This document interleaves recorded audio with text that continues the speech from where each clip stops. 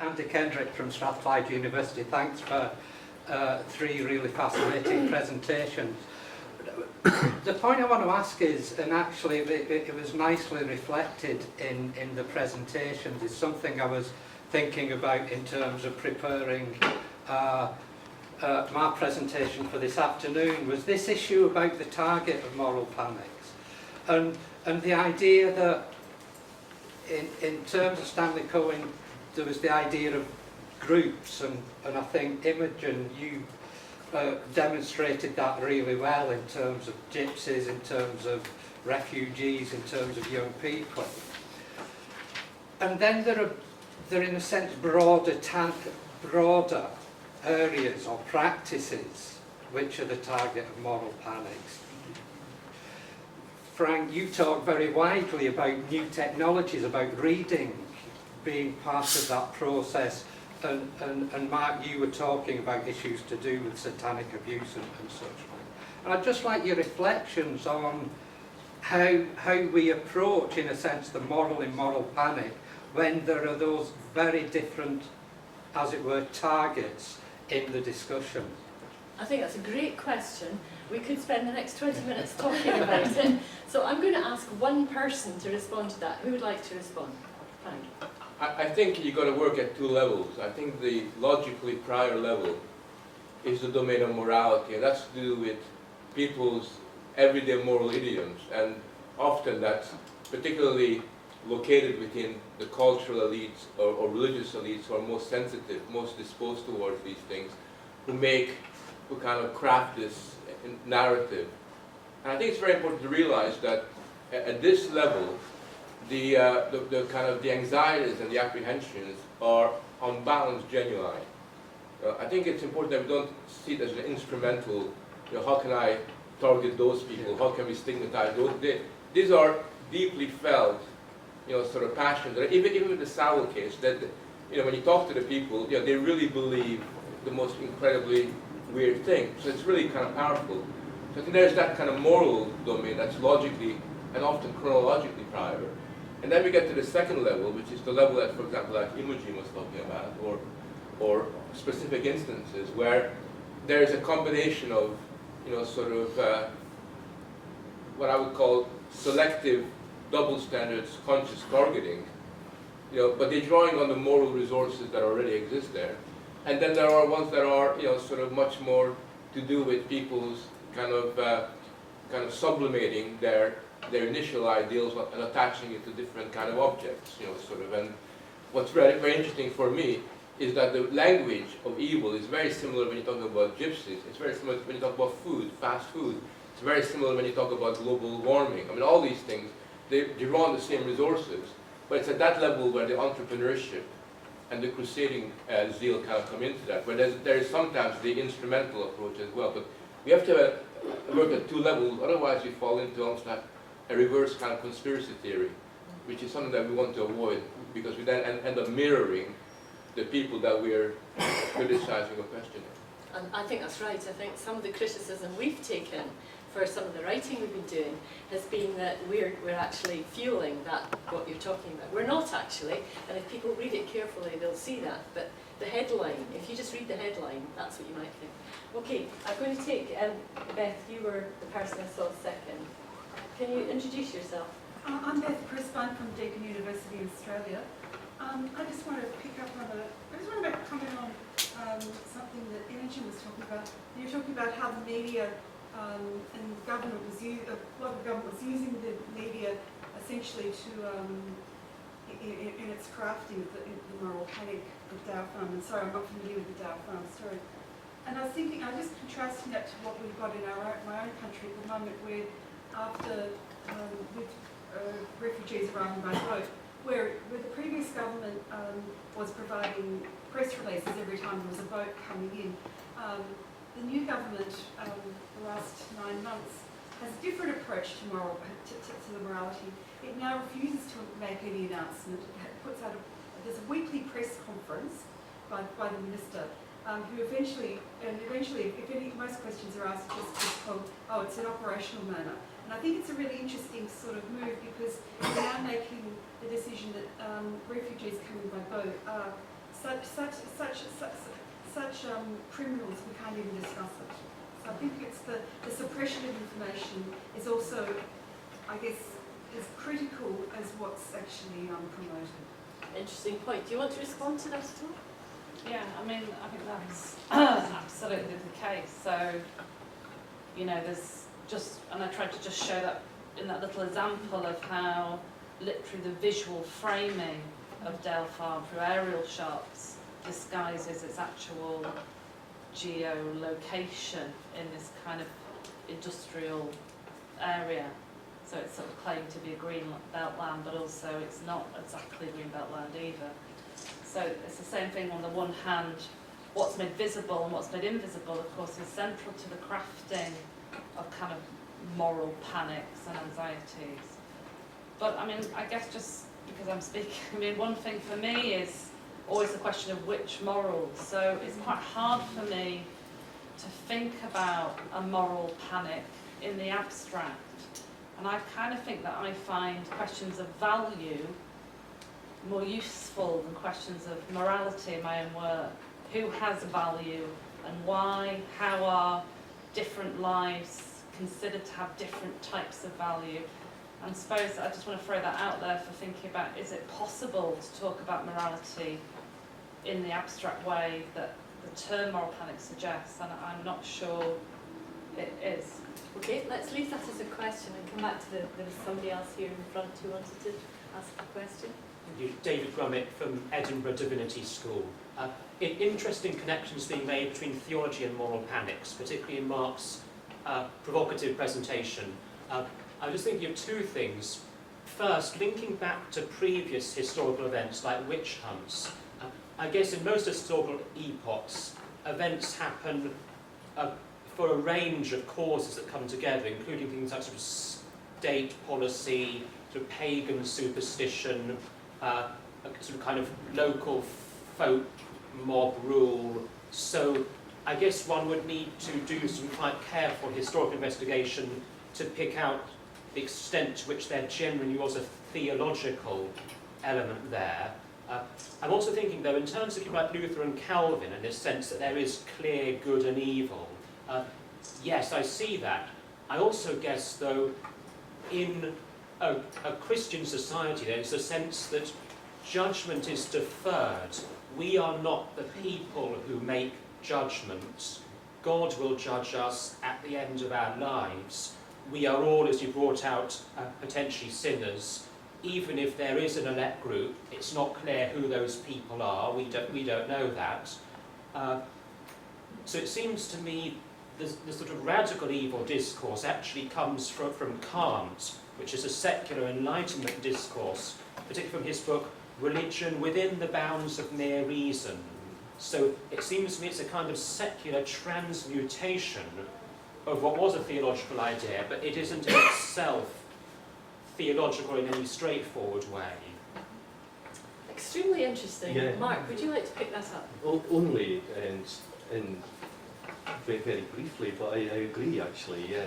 And I think one of the Richard Webster's arguments is that we, within a secular age, we think that we have moved away from that religious discourse, but we have actually maintained the same sort of human need, if you like, for identification of evil. But that is secularized, as I was saying, you know, I was speaking to Stephen during the break there, and he was sort of picking up on Ricoeur and Derrida's, sort of picking up on Kant around that discourse of evil, absolutely. It wasn't Immanuel Kant, actually, it was Jean Baudin, who was the first secular philosopher. He wrote a very famous manual on witch hunting, which is comparable to the Malleus in terms of its impact. And he's the first person to synthesize that as secular, philosophical, as a father of political theory, to the whole radical demonology. And everything that comes after that is very much derivative of Baudin. Excellent. Right, we've got a hand up at the back. Yeah, one for Frank. Hold on, tell us who you are. Oh, sorry, Stuart Lee from Aberdeen University. One for Frank, and then it feeds on to one for Imogen. Frank said moral discussion declined after the 1960s in terms of academic discussion. I'm wondering how you would describe today's new elite, if you like, and their anxiety about tabloid readers. Would you say that today's new elite have a morality of their own, or would you describe them in another way? And then my other question is, see, my concern is less about how racist the British public are, but how racist the elite seem to think they are. And you said in the talk, this is one of the most disturbing events in British race relations. There have been quite a few disturbing events in British history related to race, and especially because I've looked at issues like football, it seems obvious to me that actually just about every institution in Britain is obsessively anti-racist. And in that context, they seem to try and discover racism everywhere. You know, and constantly being told, don't be racist whenever you watch a football match. There seems to be an obsession with the mob being racist. And I was wondering whether you think the British public are racist. Okay, I think we should just go straight to the second question first, Imogen, if you're ready to pick up that. Well, do I think the British public are racist? I mean, I think racism, like other types of sort of othering and abjection, is both crafted, you know, by the elites, but it, even while they say they are, you know, they perform multiculturalism, for example. So a good example would be the television industry. So on the one hand, you get a performance of diversity, exactly like Channel 4 are doing around things like Big Fat Gypsy Wedding, performance of this is diversity programme, it's anti-racist, it's about promoting and showing minority lives.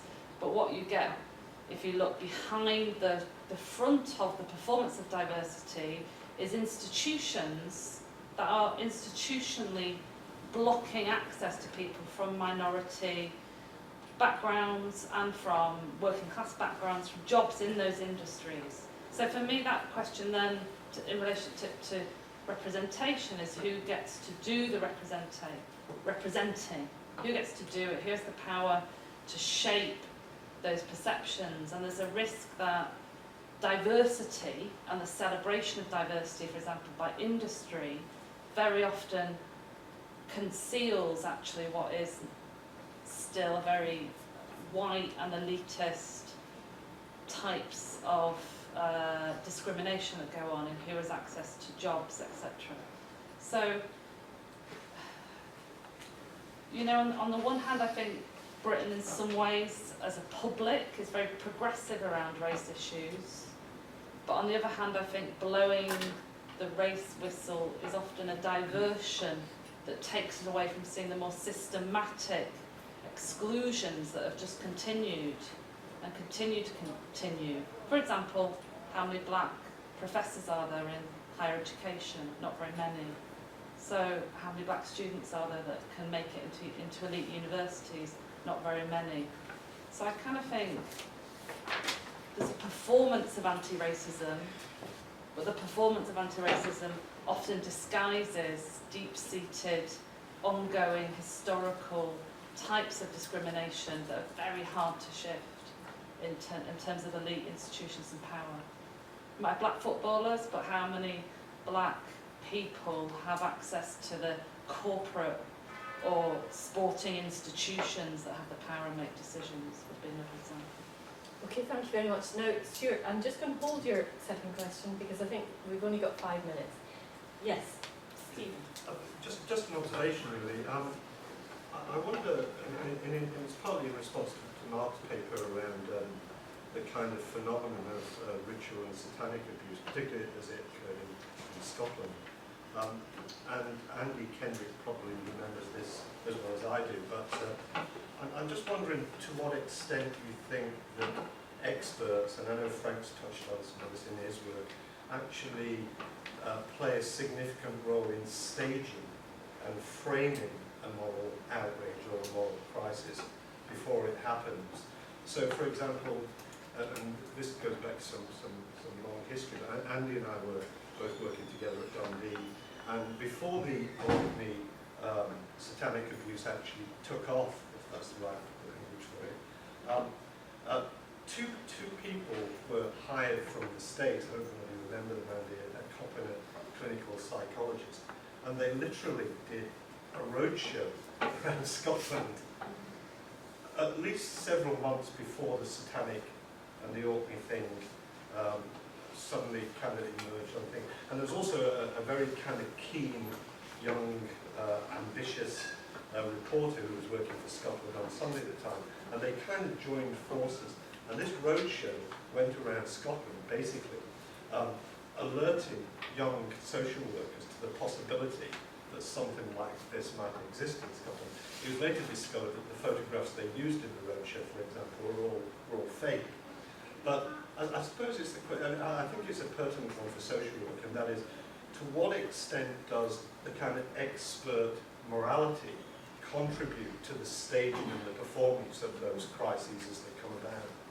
And the Dundee case, for me, was a very poignant example of the way that the kind of the psyche of fear uplifted out of those expert presentations.